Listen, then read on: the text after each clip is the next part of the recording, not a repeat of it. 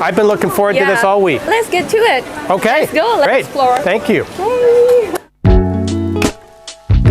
Freshwater fish. Okay. If you want to see local Indonesian, this is it. Great. I mean, it all looks fabulous. And these are little shrimps? Dried shrimp. Dried shrimp? Yeah. Different kinds? Yeah. We have 3 different chicken here.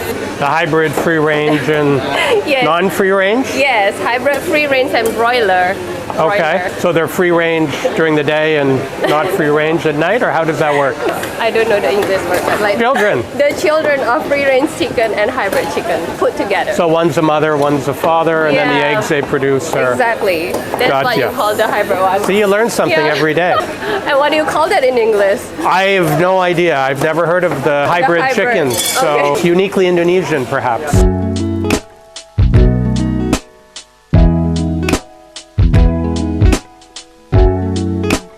Is that like eel? This is eel. Are you familiar with catfish? Yeah. So this is a catfish. You want to see what it looks like? Maybe. Is this fresh water or? Fresh water. Ooh. Oh boy, they're getting excited. Ah. Mukanya coba, mukanya. Oh, okay, okay. Okay, there he is. Oh, freshwater catfish. Wow. This So- is tofu. Yeah, and tempeh. Yeah, Yes. yeah, tempeh is very popular, and of course, I think some of the soy that is included in tempeh comes from Canada. Oh, really? Yeah, and it's imported here. Yeah. So good last to week know. in Yeah. Surabaya, I visited the Wilmar facility. They import soy oil wheat from Canada. The wheat that goes in the famous noodle, Indomie. Indomie. Indomie. The noodles were essentially from Canadian wheat. Are you serious? Yeah, Wow, yeah, that's a soccer. so- Kway teow is very famous here. It's made out of rice. And then this is just the typical noodle made of eggs. But we do consume a lot of noodles here in Indonesia. Yeah, I like noodle dishes. They're very good. Nasi goreng as well. And Okay, yeah. that's good. This is pate. Before you open it, they were in a pot like this. So when you open it, the stinky beans. Yes. Okay, so it's Yes. like a big endami. Yeah. Indomie, the noodles in Indomie. You've tried it, Indomie? Yeah. Hi everyone, welcome to At the Table. We're excited to have you on today with us. Today we are seated at a kopitiam in Pasar Laris, Palm Paradise in Jakarta Barat with a very special guest. He is the ambassador of Canada to Indonesia and Timor-Leste. Yes. His Excellency Jess Dutton. Thrilled to be here. Yeah, I'm very happy to have you seated at this table with us. Thank you so much. No, it's my Yeah. pleasure to be here, and I look forward to trying all these wonderful sweets. Hey, yay! I cannot wait to let you try everything. I think Okay. you've tasted some of these before. Yeah. Yeah. I thought so. Any of your favorite here today? So I've enjoyed this. This is made Yeah. from rice. Yes. That's good, and of course, I forget what this Chakwe. is called. That's quite nice. It's chakwe. Chakwe. And the rest, this I've never tried. It looks interesting. That is actually called kue dadar. In French, they have it. It's called crepes. It's from egg, and then you just put coconut in it. Yeah. So Yeah. Canadian maple syrup would go very well with that, I guess. Oh, okay. So you have to Yeah. bring in maple syrup right away, huh? Next time. Many of the things here you already tried, but I want you to try something called bika ambon. Okay. It is traditionally Indonesian, and it's from Medan. So From your hometown. my hometown. Oh, yeah. great. Okay. So Are you gonna have how is some it? too? Yeah, sure. How do you That's like yummy. it? It's quite moist. Cheers. Yeah. Thank you. Yeah, it was Like- more. I noticed the texture. The texture Yeah, is very interesting chewy. Yeah, very chewy. Yeah. Let's try another thing. Perfect. Yay. We are actually in a vegetarian sauce. That's very good. I don't know if you've tried it. This is kue loba. Loba is radish. So, I hope you haven't had your eggs today. No, I haven't. It is cooked halfway, and then this is how you eat it. A little bit of soy sauce,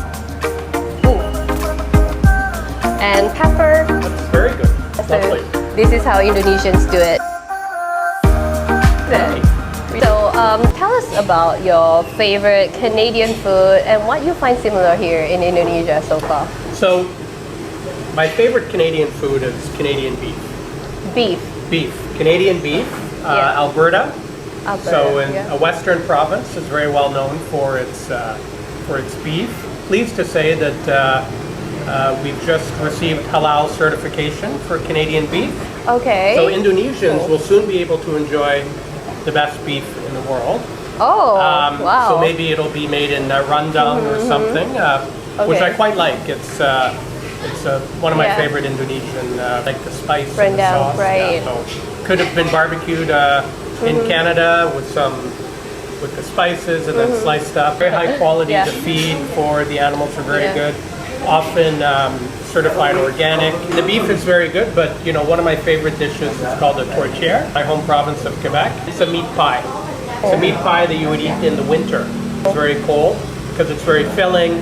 It probably has some, mainly beef and chicken or a few other bits, but you eat it with a tomato sauce, and it's very good at filling. So Christmas Eve, it's tradition to have a meat tourtière. pie. Yeah.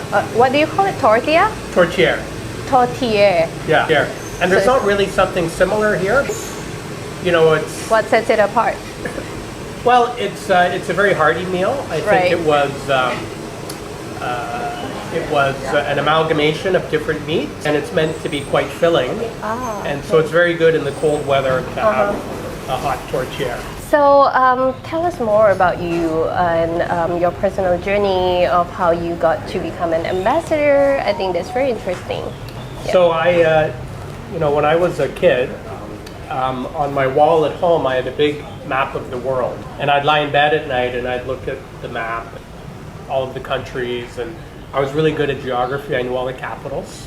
So I did really, really well. And so I was always interested in international affairs and traveling. And then when I finished university and I worked a little bit, I took opportunities to travel. And actually I came to Indonesia as a young backpacker. Oh, you did? Yeah, I went to Bali, of course. I went to Lombok and the Gili Islands. And so I got to experience some of the Indonesian culture and, of course, the natural beauty of this country. And so to be here all these years later as ambassador is a real honor. But it's something I always dreamed about, representing Canada and having taken the opportunity to travel a lot as a young man. When I got the opportunity to work in our foreign ministry, I jumped on it. You jumped at and it, it's been a very incredibly exciting job ever since. What does everybody have to know about Canada? Well, I think most important for Indonesians is that Indomie, the noodles in Indomie, you've tried it. The noodles are made out of Canadian wheat. Really? Yeah. So Are you sure? Most Indonesians, I think, have tried Indomie and therefore tried the delicacy of Canadian wheat. Okay, wow. Canada has the longest coastline in the world.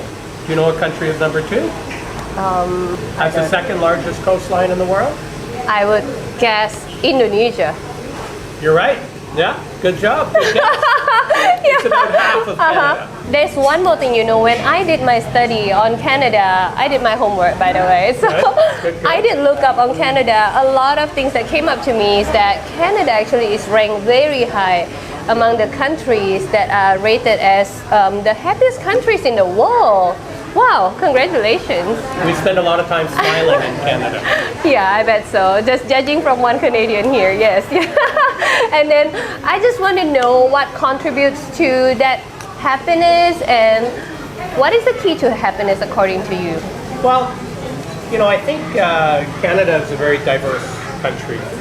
It's a country of, many people from different backgrounds, nationalities, religions, sexual orientation, you name it. And I think in Canada, everyone's free to be who they are.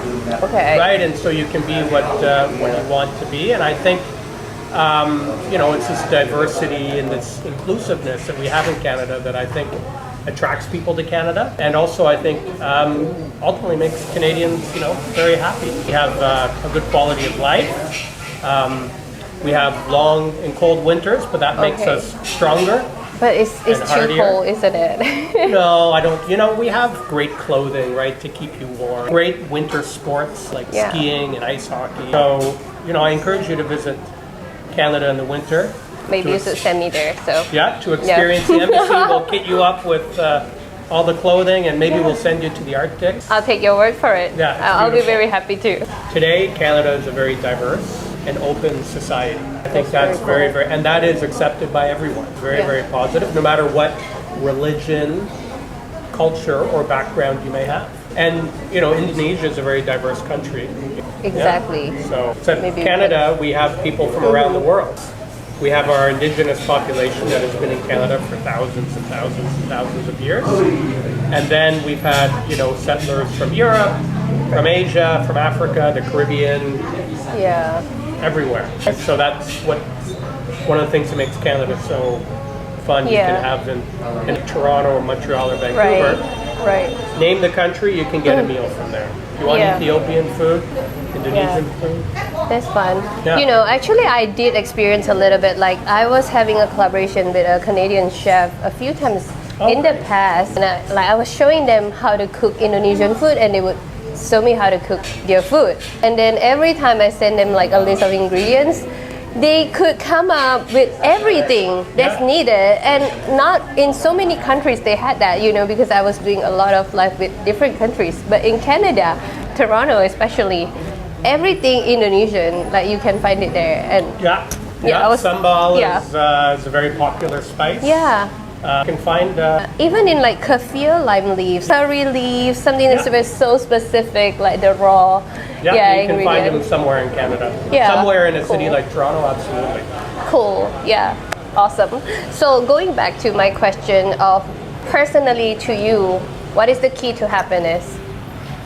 Well, I think you can't take yourself too seriously. I think that's important. And I think it's really important to spend time with people that mean the most to you. So spend time with your family, and Right. I make time for your family. So those are the things that really make me happy. I mean, I love my job. I like to work hard, but I also need to take the time for myself and for my family, and you know, to Yeah. do things, and like traveling and seeing Indonesia. So Yeah. those are the Right. things that really, you know, Yeah. make me happy. And, you know, I have hobbies and stuff like that. Not taking yourself too seriously is pretty important. I think.